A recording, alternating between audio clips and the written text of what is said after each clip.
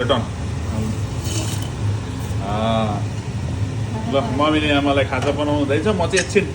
एकछिन घाँस काट्दै गर्छु पाकिसक्छ ठ्याक्कै बोलाउनु है मम्मी अनि त्यसपछि अनि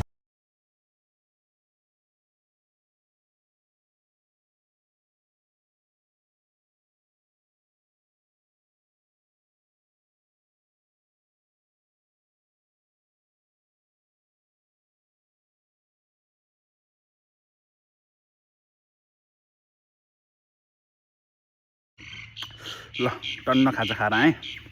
हल्का निन्द्रा नपुगे जस्तो गरेर टाउको दुखे जस्तो मात्र भइरहेको थियो र फेटा बाने हो अब फेरि सुरु गर्छु अब यतापट्टिको अलिकति बाँकी छ अनि यो चाहिँ मेरो घर बाहिर अलिकति आकार मिलाएको बसेर अलिक गर्नै गाह्रो पेट लाग्छ गरेपछि आनन्दको राम्रो देखिन्छ ल आज यस्तै भयो आजको दिन राम्रो आकाश राम्रो छ एक हप्ता पछाडि बल्ल बल्ल घाम लाग्छ होइन अनि मलाई पनि सन्चो भइसकेको छ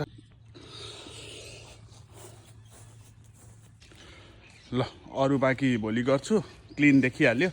घाम पनि असन लाग्छ अलिक चिसो चिसो भए जस्तो भयो